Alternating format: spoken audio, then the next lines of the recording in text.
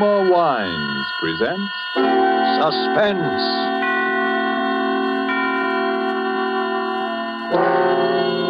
Roma Wines, made in California for enjoyment throughout the world. Salud. Your health, senor. Roma Wines toast the world. The wine for your table is Roma Wine, made in California for enjoyment throughout the world. This is the man in black, here for the Roma Wine Company of Fresno, California, to introduce this weekly half hour of Suspense. Tonight from Hollywood, Roma Wines bring you Joseph Cotten in a suspense play called Sneak Preview, which tells of a rather remarkable adventure experienced by that noted director of screen thrillers, Frank Henderson. And so, with Mr. Henderson's by far stranger than fiction story, as related and enacted by Joseph Cotten, we again hope to keep you in suspense. Go ahead, please, Mr. Henderson. This all began, you say, 2 weeks ago? Yes, that's right. I just finished the final cutting and dubbing on my newest picture, Escape to Destiny. Think you'll like it, by the way. Lou Ellis says... Yes, go on. Well, I took the film east with me, and the first day I got there, we ran it in the projection room for a few of the boys in the New York office. They seemed to like it pretty well, which, of course... Ruth, now that it's all over, and we're safe... Yes? Well, there's one thing that still worries me. What's that? It's... Ruth... Will you marry me? Darling, that's the one thing I've known the answer to from the very beginning.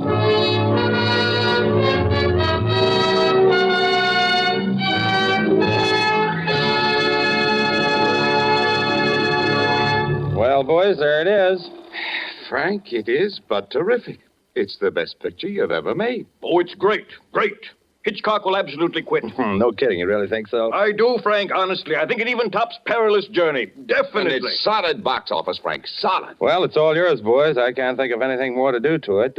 We might lighten the music a little under that scene of the wine fellas. I'll get it. Hello? Who? What does he want? Okay, put him on. Hello? Yes, this is Frank Henderson. Who? I don't think I know any Captain McNeil. Oh, well, may I ask why the chief of the Security Bureau wants to... I hope there's nothing wrong. I see. All right, I'll be there. Who was it, Frank? Somebody at police headquarters. Police headquarters? What's he want? That's what I'd like to know.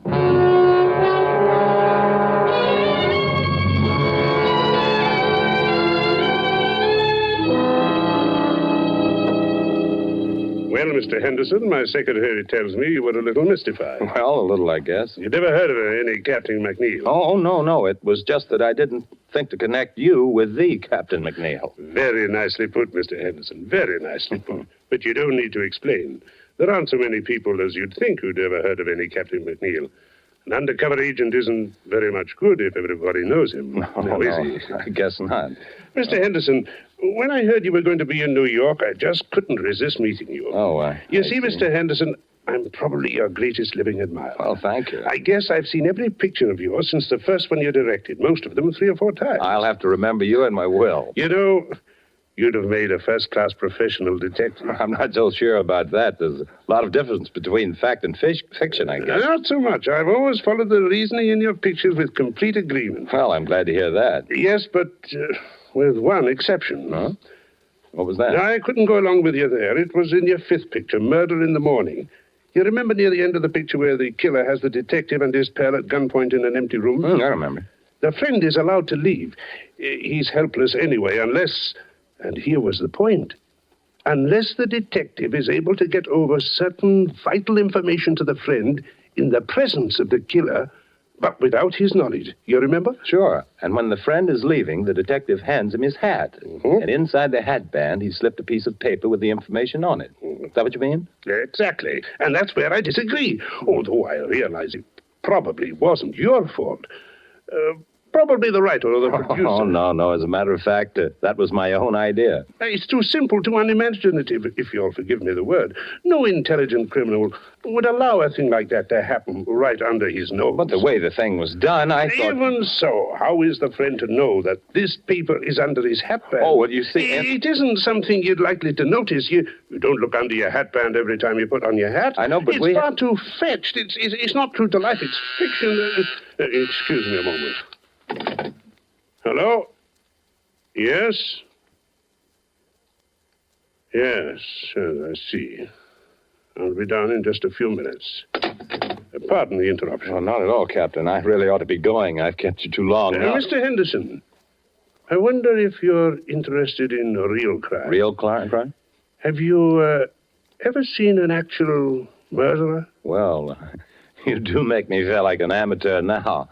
No, to tell you the truth, I never have. Come on, then. It might give you an idea. It's down the hall. As a matter of fact, I've never seen this particular murderer myself. But you know he is a murderer? Sure. Not much like a character in one of your pictures, though. There's nothing romantic or exciting. Was he clever? Oh, yes, indeed. His career has been 20 years. There's never been enough evidence to convict him. There isn't even a photograph of him. Here we are. But if you don't know any more than that, what charge are you holding him on? Charge? You don't need any charge when you hold him here. There he is. Oh, dead. Dead, at last. How did he die? Shot in the back.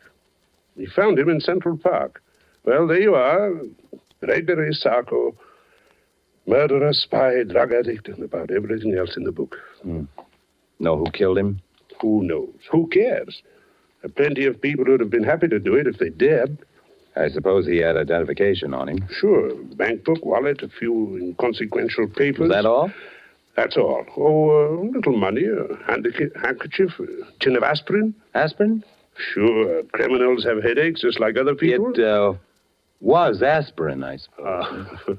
We professionals may not be romantic, Mr. Henderson. We are thorough. Oh, cool. Yes, it was aspirin. I remember you saying he was a drug addict. So that was all he had on him, huh? That's right.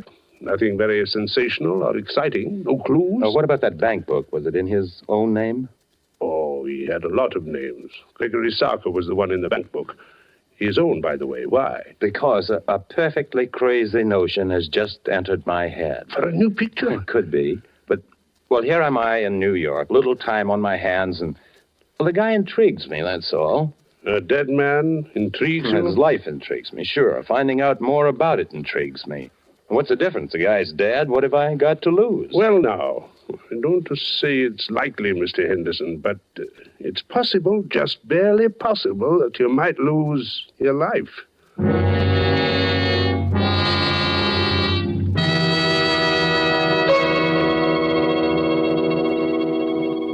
To change from a mood of suspense to one of carefree gaiety, let us wish ourselves away to Havana, Cuba, seated at a table in the fashionable Hotel Nacional de Cuba.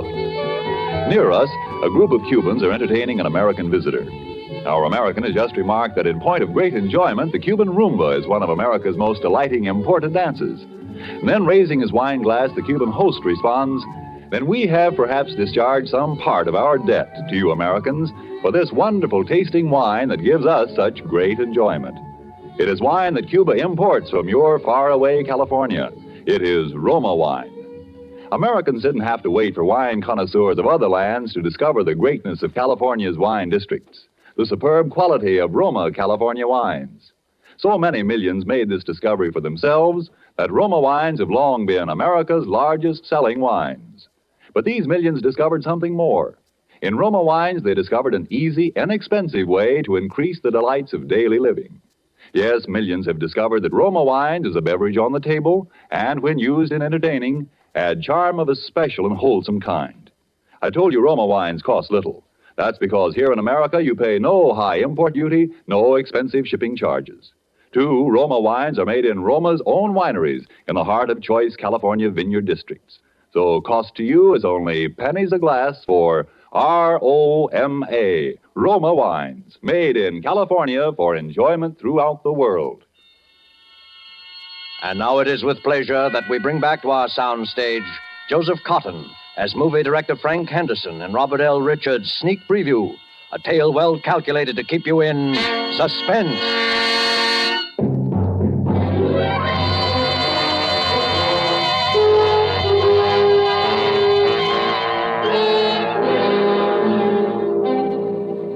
I'm not an adventurous or even a particularly courageous man, and yet suddenly I found myself engaged in what might possibly, as the captain had said, be a fairly dangerous occupation. I pored for hours over Captain McNeil's file on Sarko, even persisting in the face of a sudden and somewhat mysterious reluctance on the part of the captain to have me do so. The next thing I did was to inquire at the bank, which had issued Sarko's bank book, and found out exactly nothing. I was pretty discouraged and about ready to quit when I went back to my hotel that evening.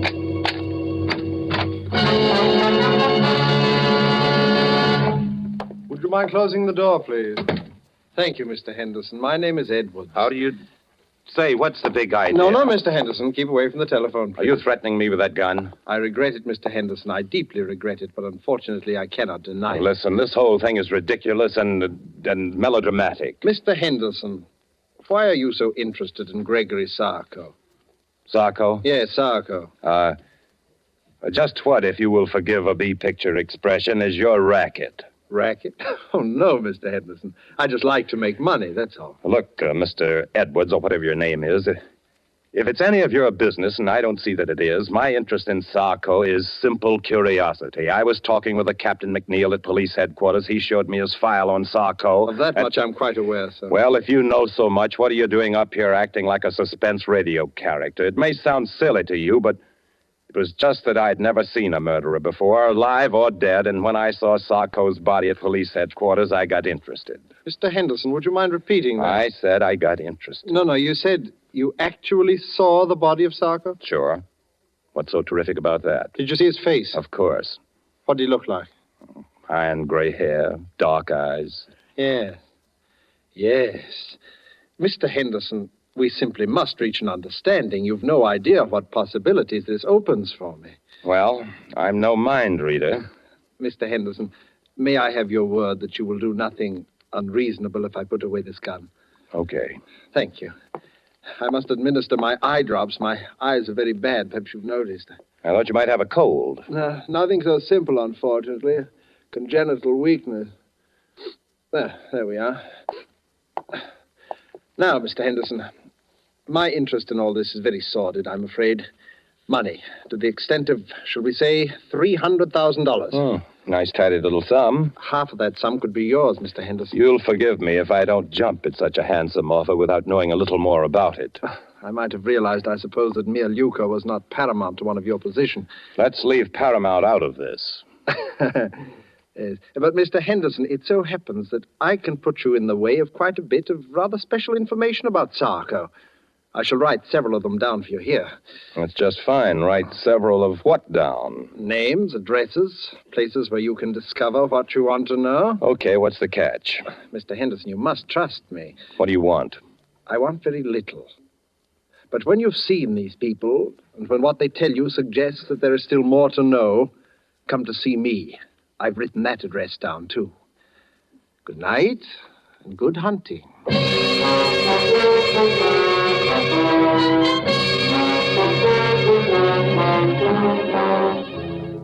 Well, by this time I was so obsessed with the thing that I actually set out to follow the itinerary of the rather sinister Mr. Edwards to the very letter. There was the man serving a life term at Sing Sing. His name was Coletti. Well, it didn't used to be so healthy to talk about Sarko, but seeing he's dead, yeah, I know him pretty well. Did you ever do any business with him? Yeah, we had one little deal. He helped me in some business I had with Senator O'Malley. You remember him? He was chairman of the Foreign Affairs Committee during the disarmament conferences after the last war. That's right, until 1927. Was that the year you and Sarko had your business with him? Oh, that's right. That was the year he was assassinated, wasn't it? Yeah. It was quite a coincidence, Mr. Henderson. Quite a coincidence.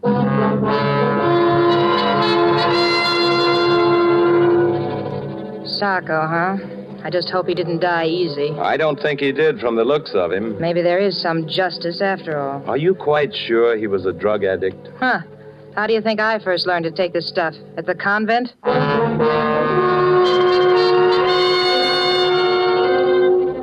Yeah, there is one guy who might talk. I never seen him, but they called him Eddie the Greek. He used to hang around Doyle's gambling place.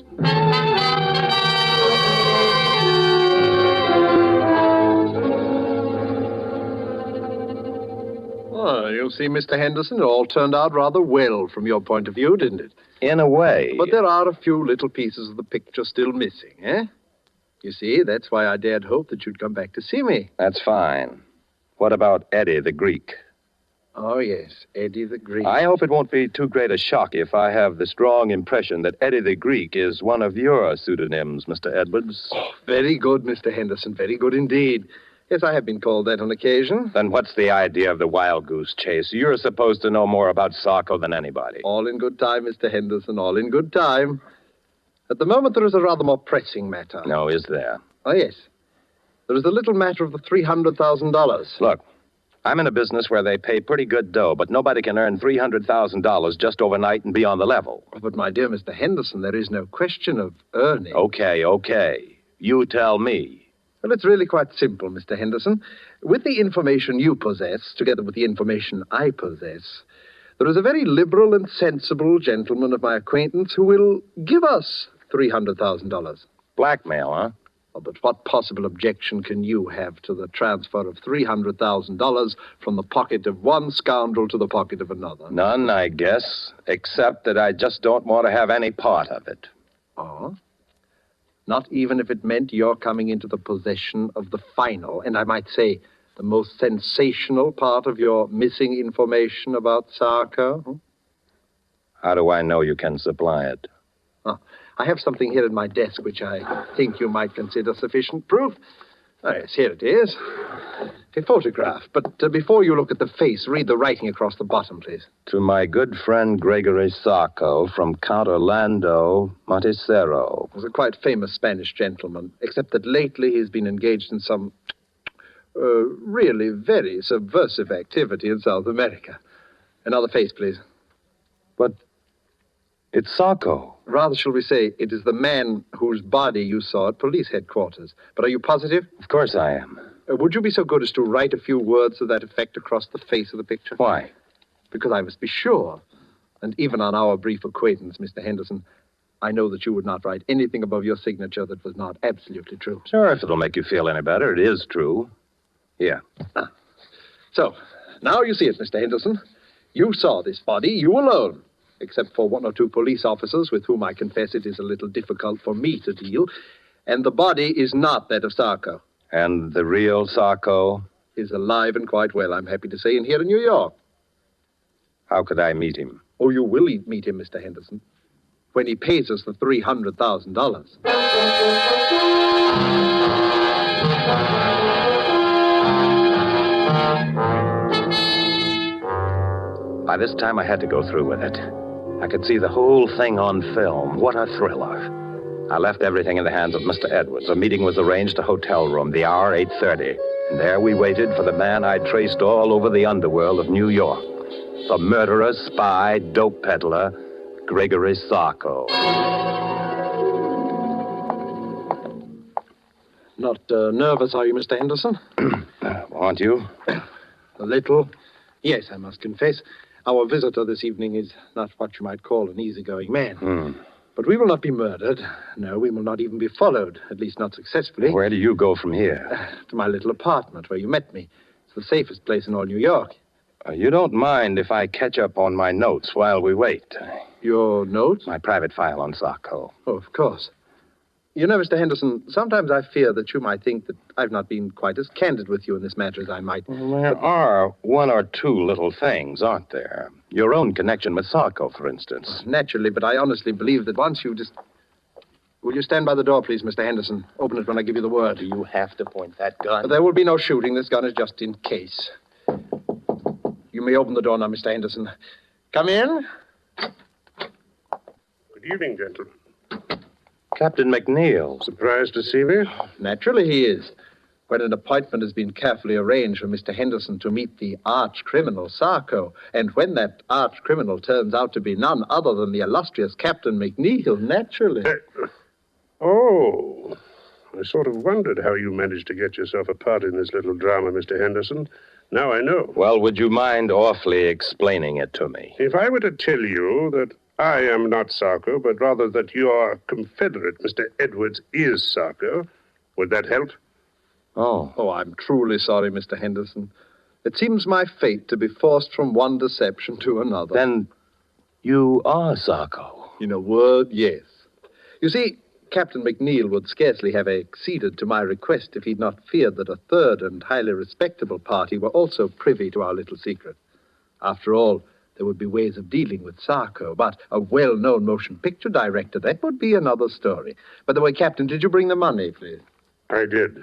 How convenient to deal with a police officer who also happens to have a large private fortune. Don't you want to count it? Oh, I can see it's close enough. Listen, Mr. Edwards, if you think you're going to get me to play cat's paw for you, you are... Mr. Henderson, you forget that I have your signature on the photograph of that man whom the good Captain McNeil mistakenly killed. You see where you fit into the picture now, Mr. Henderson? And not a very pretty picture either. Yes, it would be most inconvenient for Captain McNeil if it were known that he had accidentally liquidated the good Count Montresero, even though from a patriotic standpoint it is undoubtedly an excellent thing that he did. But there might even be international complications, might there not, Captain? Mr. Henderson, if I'd only resisted the temptation to show you that body. If only you had, Captain McNeil. You'll forgive me, gentlemen, if I administer my eye drops. My eyes seem to grow worse as my fortunes grow better. And you'll forgive me if I leave now? Perhaps someday there'll be another meeting. It could happen. Yes, who knows? Oh, your hat, Captain McNeil. Thank you. Good night. So you're the great Sarko, eh, Mr. Edwards? You see why I could not tell you before. Believe me, I wish to, if only because your interest was so flattering. You know, he'll catch up with you someday, Mr. Edwards. Captain McNeil? Not as long as I can prove that he killed Count Montresero. By the way, was that just a sort of happy coincidence for you, or was it? Not quite. I had done some business with the Count, which had turned out rather badly. Oh, he was a pure Nazi agent, without doubt. In any event, I was in difficulties with the fellow, and I persuaded him that he could secure some very valuable information if he would appear in New York as Sarko, which he was unwise enough to do. And then you tipped off Captain McNeil that Sarko was in town. You're a pretty clever boy, aren't you, Mr. Edwards? Thank you, Mr. Henderson, thank you. And now may I suggest that we return to my little flat? We? Under the circumstances, Mr. Henderson, I believe it would be safer for both of us.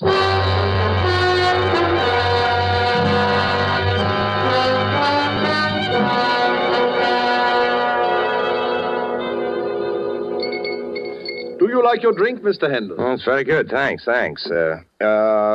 Mr. Edwards, I do wish you'd put that gun away. Oh, yes, the gun. Mr. Henderson, I've been trying to think of a way out of this dilemma all evening. I would have liked to spare you this last little deception. What little deception? I'm going to have to kill you. Oh. I am sincerely sorry. You've been a most pleasant companion, but knowing as much about me as you do... May I finish my drink, please? Oh, but certainly. And now, if you'll excuse me for a moment, my eye drops are in my coat in the hall. Oh, by the way, it's useless to try to escape, Mr. Henderson. This is the only way out, and the windows are barred with steel shutters. Thank you for the information. Edwards! Edwards! Dead. Captain McNeil. I take it that someone has just liquidated our friend Sarko, or Edwards, as you prefer. So it would seem. Did you see it happen? No. Did you have much trouble finding your way here? None whatsoever, Mr. Henderson. I'm afraid I have a little confession. You don't need to. But I do. You remember the matter of the information on the piece of paper slipped under the hatband? The thing in your picture that I disagreed with? I remember. I apologize. It's a highly practical device. Highly practical. Well, perhaps it wasn't made clear enough in the picture that the paper was rolled up into a little hard ball. I suppose it hurt your head when you put your hat on. It did. and I found the address of this place when I removed it. You'd make a fine detective, Mr. Henderson. By the way, how much have you known? You know, I'm kind of surprised myself. Quite a lot, as a matter of fact. You knew about the body I showed you? Well, I was pretty sure it wasn't Sarko, a drug addict who takes the precaution of carrying aspirin for his headaches, would certainly carry his favorite drug, too. I used that in a picture once myself. Don't you remember the Blue Canary? So you did now. So you did. I should have remembered. And I suspected Edwards because of the eye drops. There was nothing the matter with his eyes. His particular brand of drug works on any mucous membrane, including the eyes. Mr. Henderson, you're all right. And just what are your immediate plans? Well, I'd kind of like to get out of here. Now, what about the money and the photograph? Don't let it worry you. The money and the photograph are safe. I kind of thought so. And I suppose we can safely leave to the regular police force the question of who killed Sarko. I think we can. If I knew who, I'd sort of like to thank him. He did save my life, you know. And if he knew you, I'm sure he'd want to thank you as well, because, in a way, you also saved his life.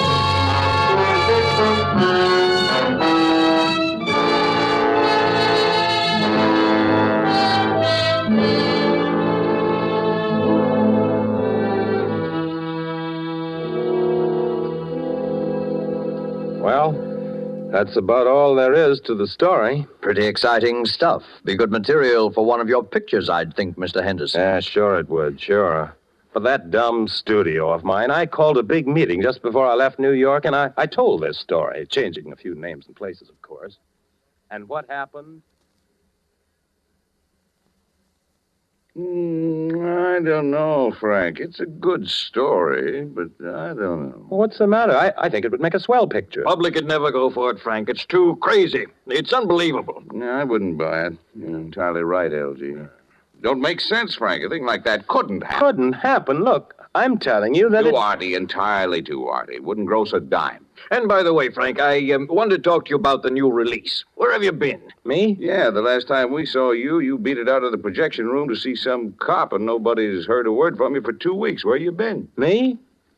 Oh, I've been around.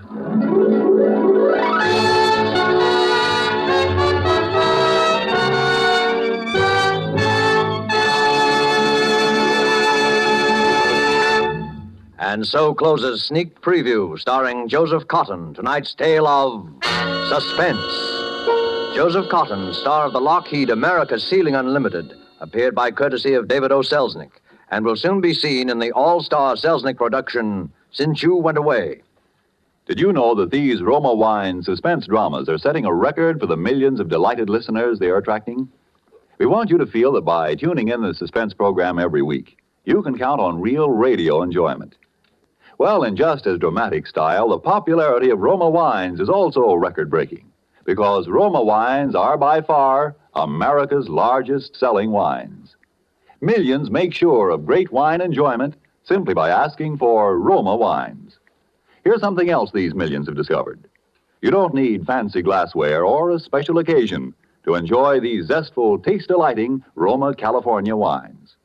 Roma wines possess lip-smacking flavor and zest because they come from Roma Wine's own wineries, right in the heart of the magnificent California wine grape districts. And you can enjoy them as a daily delight because the cost is only pennies a glass.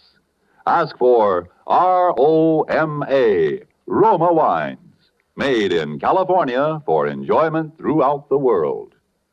This is Joseph Cotten. It was a great pleasure to join forces with this really excellent company whose business and pleasure it is each week to keep you in suspense.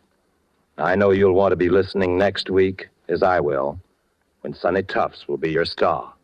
Suspense is produced and directed by William Spear. Next Thursday, same time, you will hear Sonny Tufts in Suspense. Presented by Roma Wines, made in California for enjoyment throughout the world.